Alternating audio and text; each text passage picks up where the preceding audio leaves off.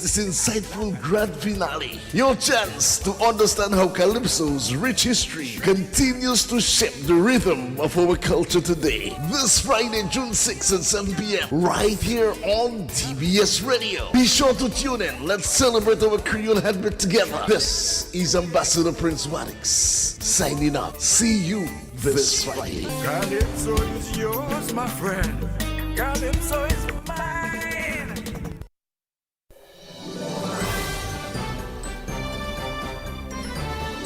Fair and balanced, unbiased and clear, concise and accurate. This is the DBS Evening News. Here now is your presenter with the headlines. In the headlines, a chairman of the Electoral Commission calls on the public to embrace the efforts being made for electoral reform in Dominica.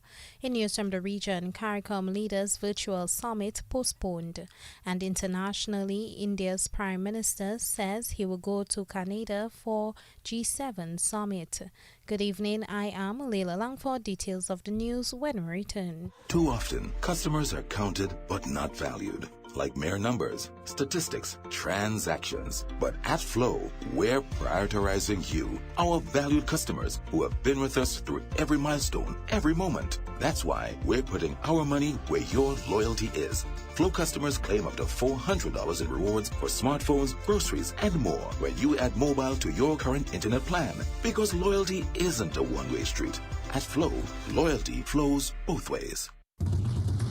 DBS News. Welcome back. In our lead story this evening, Chairman of the Electoral Commission, Duncan Stowe, has called on the public to embrace the efforts being made for electoral reform in Dominica. His call came as the Electoral Commission and Similex Company of Belgium signed a $3.4 million agreement for the provision of a voter identification system and software to facilitate the confirmation process, which begins in September and runs until August 2026.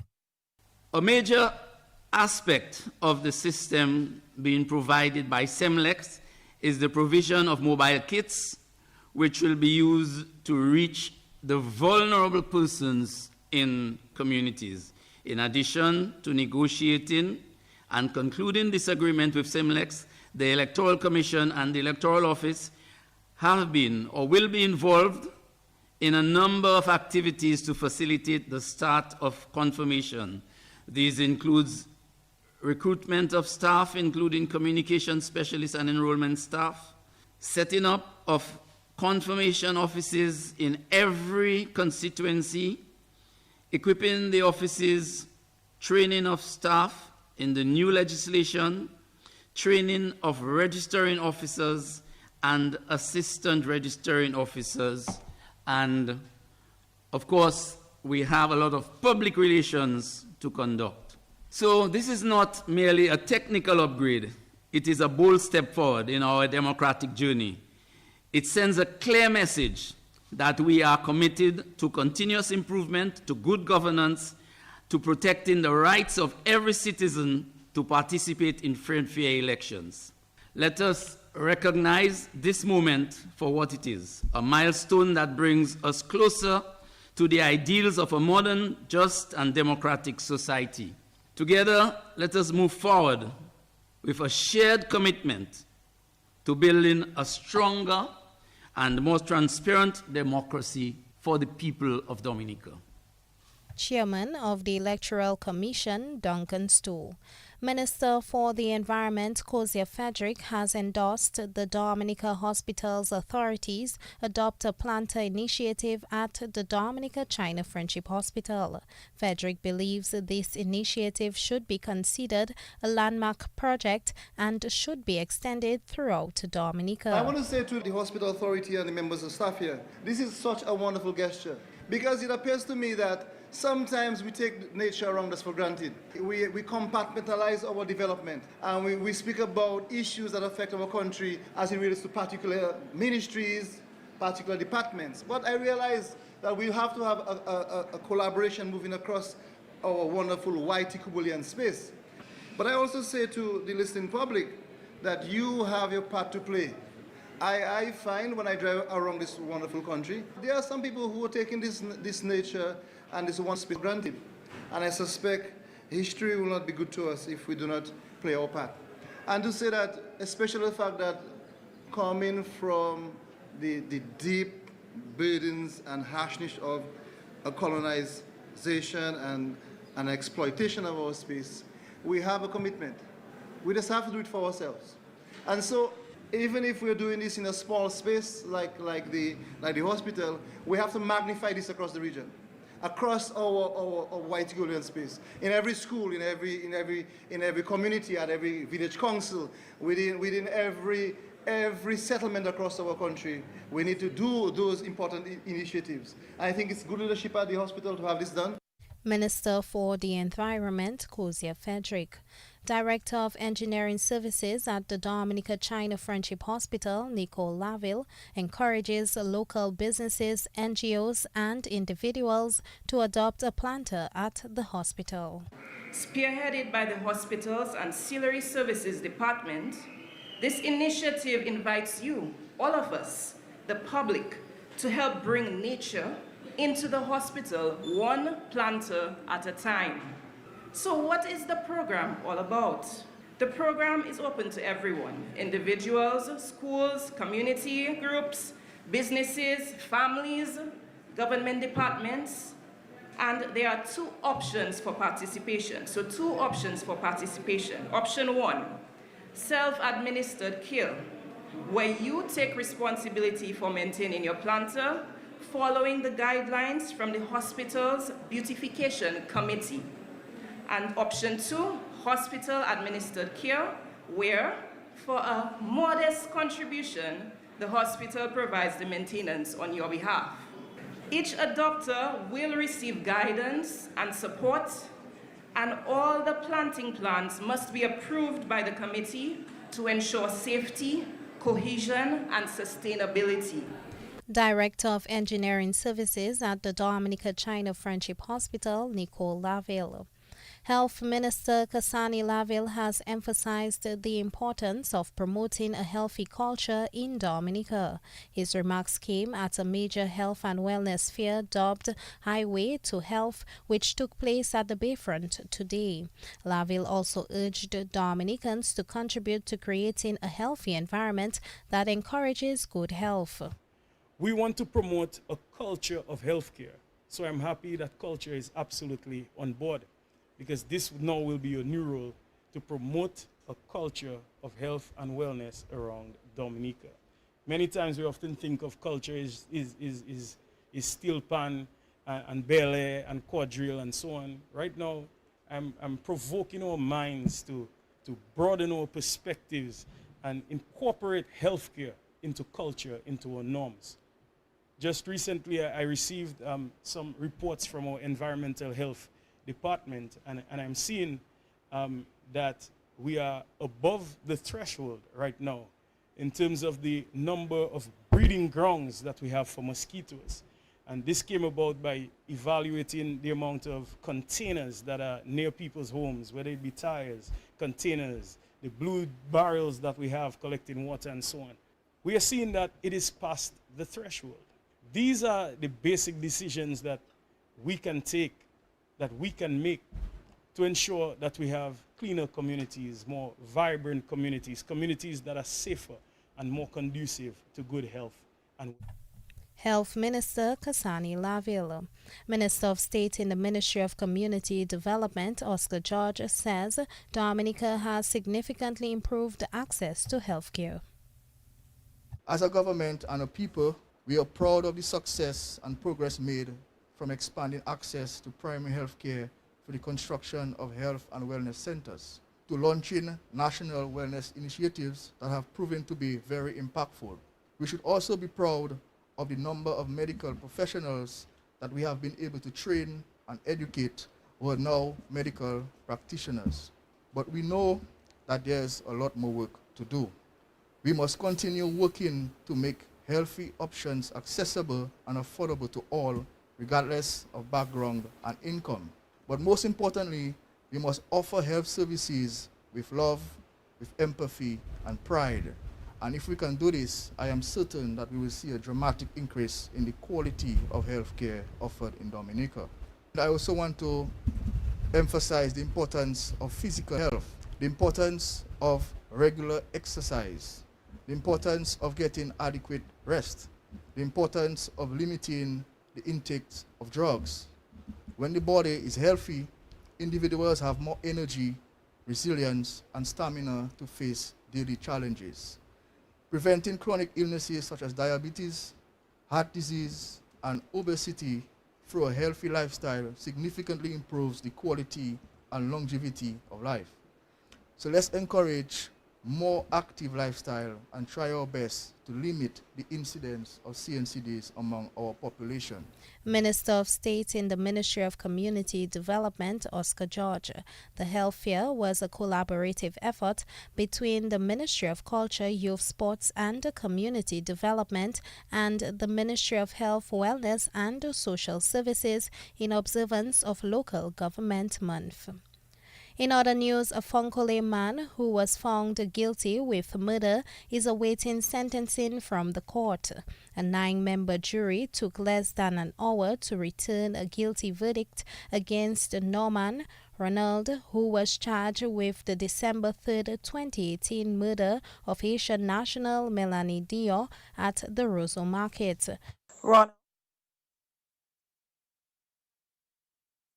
Ronaldo Luke reports.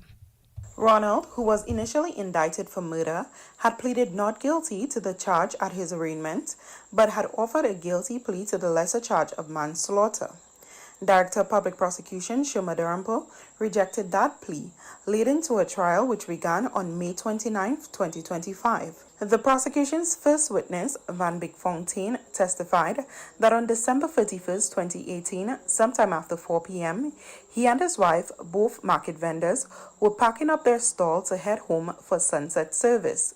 Fontaine recalled that his wife, speaking in Creole, alerted him, quote, "Look a Negro killing a Haitian lady over there," end quote. He turned to see Dijon being attacked by a man wielding a large knife, which he described as a small machete. Fontaine described the market atmosphere before the attack as calm and peaceful, but said it turned chaotic and devastating as the incident unfolded. He said he then saw Ronald running towards KFC after the stabbing. Fontaine later saw Dijon arriving at the then Princess Margaret Hospital, bleeding profusely, and saw Ronald there, handcuffed to a bed. He later confronted him. The prosecution's second witness, Joseph Mondesir, stated that he knew Ronald for years and saw him boarding a bus in Fonkole on that date. Later, Mondesir saw Ronald on the ground between the Dominica-China Friendship Bridge and KFC. Ronald, he said, had a leg injury. He further testified that he witnessed a tussle between Ronald and another man, during which a knife fell. Mondesir further testified that Ronald ran away and the man threw the knife at him. He said he continued driving but lost sight of Ronald, later spotting him on Kennedy Avenue. He alerted a police officer at the financial center and aid was rendered to Ronald, who was bleeding profusely. An ambulance was called and he was transported to the hospital. Pathologist Dr. Idelmis Alcon-Arango testified virtually from Antigua, explaining that she had performed Dijon's autopsy on January 8, 2019. She found a deep stab wound in the left thoracic region, injuring Dijon's left lung and causing massive internal bleeding. The wound, she said, was consistent with a sharp weapon and required significant force. The pathologist concluded that Dijon died of hypovolemic shock secondary to internal bleeding. After the prosecution closed its case, Ronald chose to make an on-sworn statement from the prisoner's dock, expressing remorse and asking for forgiveness. Quote, "I pray that the deceased will rest in peace. I have a family of 4 children and I am very sorry," end quote, he told the court.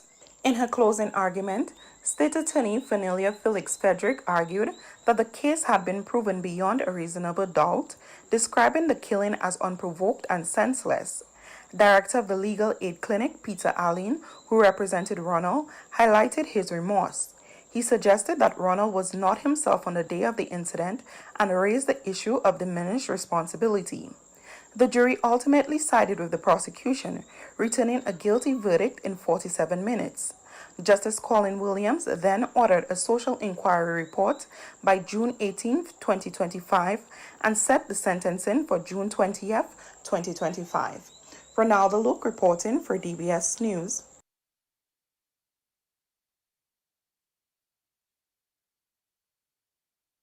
Our thanks to Ronaldo Luke for that report.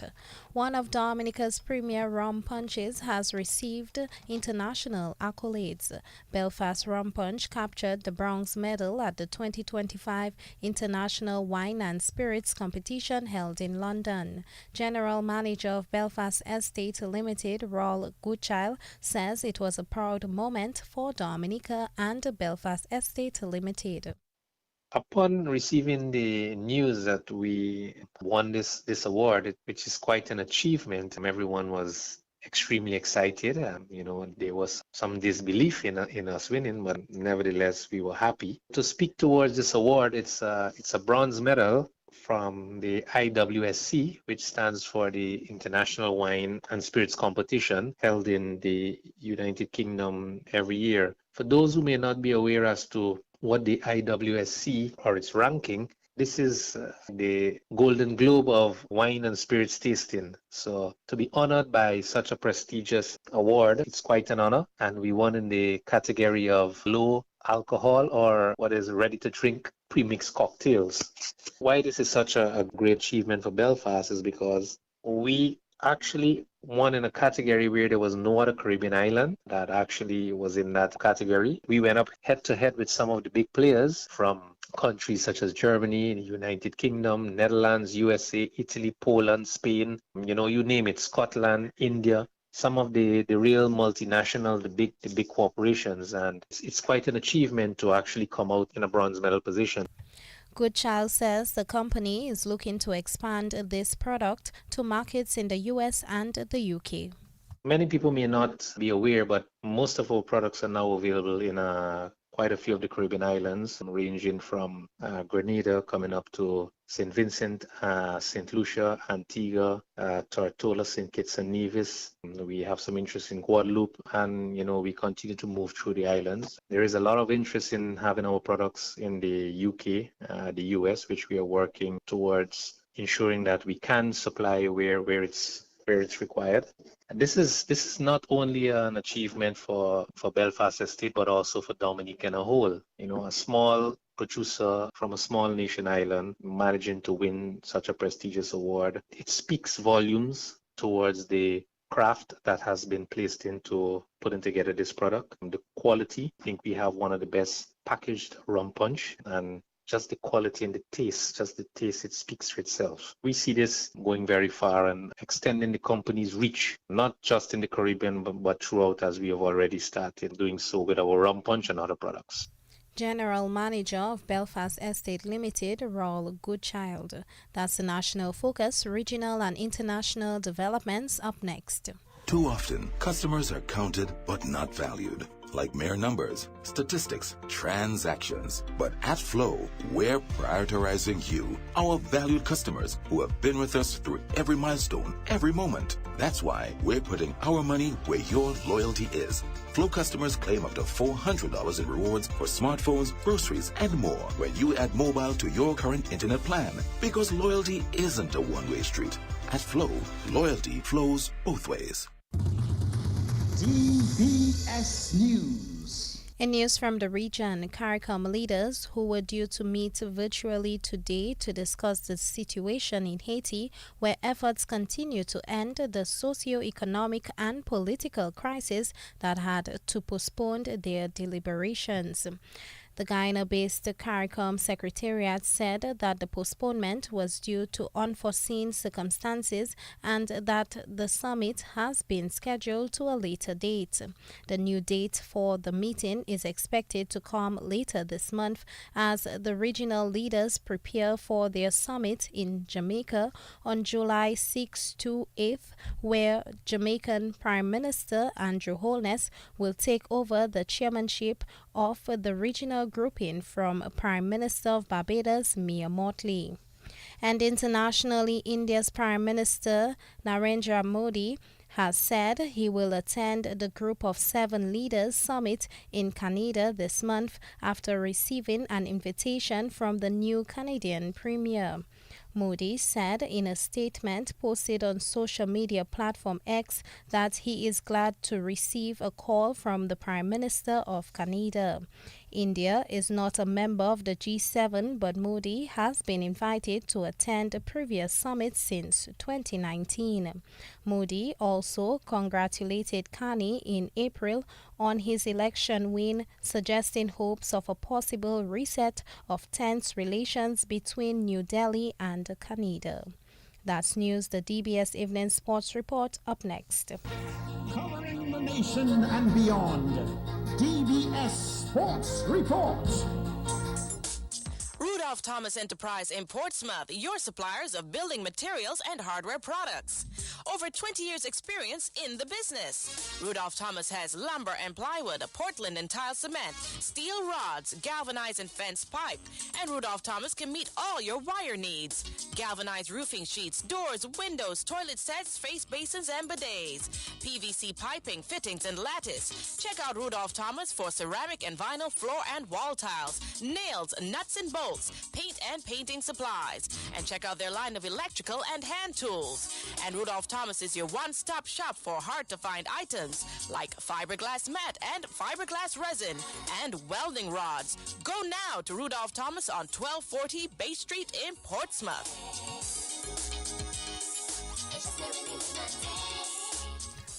Welcome to the DBS Evening Sports Report. England beat West Indies easily by 21 runs in their first T20 today. England, inspired by a bold 96 from Joss Butler, piled up 188 for 6 in 20 overs. Jamie Smith, 38, and Jacob Bethel, 23, not out, were the chief contributors. For West Indies, Romario Shepherd took 2 for 33, while Alzari Joseph, Ruston Chase and Russell took 1 wicket each. Set 189, West Indies were restricted to 167 for 9. Evan Lewis made 39, Johnson Charles 18 and Ruston Chase 24. Jason Holder was unbeaten on 16 and Shepherd made 16. Liam Dawson took 4 for 20 to be named the man of the match. You're obviously really good, really pleasing to contribute to a really good win. What did you have to do tonight, given the conditions, given the bias of the field that brought us success? I think when you get 190 on the board, you can sort of go out there and simplify everything, bowl very defensively, and they've obviously got to come to you, so tried to keep it very simple, and thankfully tonight it worked. We heard from Marcus Truskovic a little bit earlier in the pod, and he said that when he spoke to you earlier today, you felt like you were making your debut all over again. Yeah, without doubt. I think it's been maybe 3.5 years now since I played, so yeah, I was a little bit nervous going into the game, but obviously very, very happy to contribute. Against this West Indies lineup, finally, what are the keys? Well, I think they've got extreme power, trying to hold your length as much as you can, but yeah, they're obviously very good players, and it's only one game. Hopefully we can play well again on Sunday. Man of the match, England's bowler Liam Dawson. West Indies captain Ishi Hope. I just thought that both stages were very important for us. We didn't bowl as well as we wanted to in that first power play with the ball, but I definitely must commend the bowlers for that fight that they showed to pull them back in the back end there, give ourselves a good chance of chasing that 185, 190 score. How specific is your planning given the dimensions of a ground like this with regards to your lines and length? Yeah, that's one thing you have to do. Every single ground is different. You got to adapt to each and every single conditions that you're playing, and that's certainly one of the talking points that we had in the meetings. We understood the dimensions, also the slight wind factor as well. It kind of swirls sometimes here, but yeah, those are all part of the plans that we would have had, and I thought that the guys really executed well in the middle period, and then the back end, give ourselves a good chance of chasing that score. Yeah, I heard you say after the ODIs that adapting, and through the ODIs as well, adapting quickly, one of the keys with the volume of spin that came at you today on reflection. Yeah, a lot of teams like to throw spin at the West Indies. It's just something that we're aware of. We just need to get better, just quite frank. As a batting unit, we've got so much depth in that batting unit. We're so powerful, so destructive. And it's just one day break. We've got to ensure that we pick ourselves up, put this one behind us. And we have 2 more games to win the series, so we've got to look forward. West Indies captain Shea Hope. West Indies women's captain Hayley Matthews will be unavailable for selection for the final one-day international against England due to injury. Matthews was previously ruled out of the second ODI with a left shoulder injury that was aggravated by a fall in the field during the opening ODI. The 27-year-old traveled to London on Thursday to consult a specialist while the rest of the team made the journey ahead of the third and final ODI scheduled for Saturday. As a further precaution, the decision to rule Matthews out of the third ODI has also been made with an eye on her recovery and availability for the upcoming home series against South Africa. In Matthews' absence, vice captain and wicket-keeper Shermaine Campbell, who led the side in the second ODI, will continue captaincy duties. The third one-day international gets underway at 6 a.m. tomorrow morning. In more sports this evening, the Creole Basketball Championship Northern Conference begins in Dominica this evening. The tournament is scheduled for June 6 to 9 at the Massac Indoor Sports Facility. It is hosted by Creole Sports International in collaboration with Caribbean Sports and Sustainable Development, Creole Heartbeat, and the Dominica Amateur Basketball Association. The tournament will feature 6 teams, 2 from Dominica, 2 from Guyana, and 2 from Guadeloupe. The second edition, and it's really evolving nicely from the initial first one where we had the youth and the female from Martinique, St. Martin. So that one went good. And then you had last year where we had Guadeloupe, Antigua. And now we have evolved now into conferences where we have the Northern Conference, Central Conference, the Southern Conference. We have qualifiers in Martinique. We have in Dominica. We have St. Lucia also involved. And Guadeloupe is where the grand final will be. And we're looking forward to this weekend where the Dominica leg is going to take place. We have 2 teams from Guyana, 2 teams from Guadeloupe, 2 teams from Dominica. When it starts on Friday, from 7 o'clock, we're going to have the first game. It's going to be between 767 and the Eagles of Guyana. And then the second game is going to be the Detroit Blazers versus the Ravens of Guyana. So Friday is going to be 2 Dominican teams going to be representing versus the 2 Guyana teams, and the 2 Guadeloupe teams will rest and they will play the next day, Saturday, and then Sunday. Monday will be the finals where there's 2 groups, 3 teams in each group. So the winners of each group will play each other to qualify for the championship in Guadeloupe. They're going to meet the champion of last year, which is Antigua, the Waterloo Elite Stingers, and also the winners of the other conferences. So we'll have 4 teams colliding in Guadeloupe in August. Organizer of the Creole Basketball Championships Northern Conference, Dunstan Marky Peters. President of the Dominica Cricket Association, Clement Masler, is hoping that the Windsor Park will be made available for the 7th edition of the Dream 11 Natural T10 tournament. Masler's comments as the 7th edition of the tournament is now in doubt as the stadium is said to be unavailable as works on the lightings are carried for to begin in June. Masser says he is hoping some sort of arrangement can be reached to have the Dream 11 tournament in July. I believe it's rather unfortunate that we have gotten to this juncture. With better communication and interaction, I believe that we could have avoided this situation. But nonetheless, just first and foremost, I think the views or the advice given by the Ministry of Sports, and by that the Minister does not represent the views of Dominica Cricket Association. And Dominica Cricket Association as a autonomous body has the sole right and decision on that particular project. I believe, yes, we need the lighting of the stadium. It is of critical importance to our mandate. So too, we believe that an important project as the Dream 11 tournament, which helps finance our operations for the year, is also as critical. So our position is that we believe both can go on. It's a matter of scheduling, and the project owner, which is the government of Dominica, should be able to make a better intervention on our behalf and not overlook the importance of this tournament to us, or believe that by their whims or their wishes that we should just revert to Portsmouth. Portsmouth doesn't have the supporting infrastructure. Portsmouth does not give us Portsmouth is not a closed venue that would give us the control that is required to run such tournament, as well as it doesn't take into account the human resource that we need to have a successful tournament. President of the Dominica Cricket Association, Clement Masler.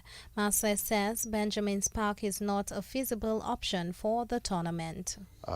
Case in point, our players may have to commute longer distances, bearing in mind that about 10% of the resource, including the players, comes from the north. So it would mean that 90 would be having to force 90% of the people involved to travel down to Portsmouth. And you can well imagine if a player gets time off or half day, how difficult it would prove for him to make himself available for on-time start for a game. So there are certain dynamics that comes into play, and I don't believe that from the comments that came out from the Minister of Sports that they are based on a clear understanding of what transpires throughout this tournament. Yes, the tournament has been successful, but there are a lot of moving parts that many people are not aware of that has to be held and executed by the volunteers and staff of the Dominica Cricket Association. So I think all in all, we're looking forward to a meeting with the Prime Minister. We had an indication, he gave us the indication that he'll be willing to discuss this further with us, and we're looking for an amenable solution towards the issue.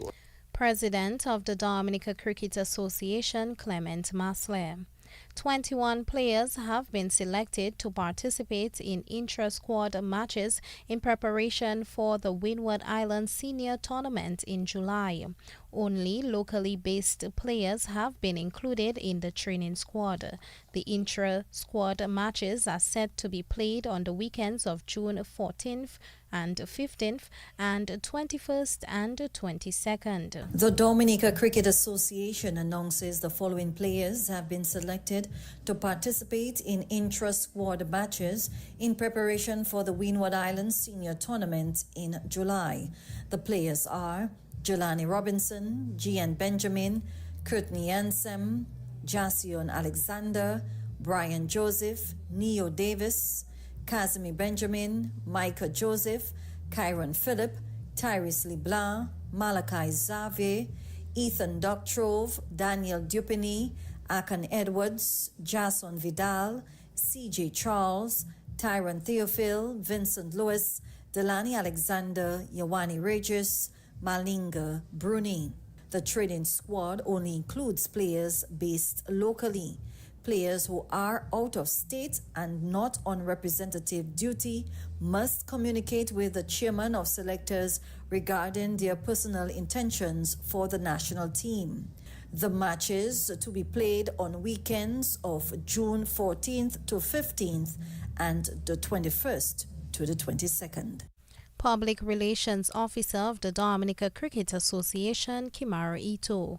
That's the national focus, so that's how we end the DBS Evening Sports Report and news. On behalf of the News and Sports Departments and our link person, Joseph Fadul, I am Leila Langford saying good evening. Rudolph Thomas Enterprise in Portsmouth, your suppliers of building materials and hardware products.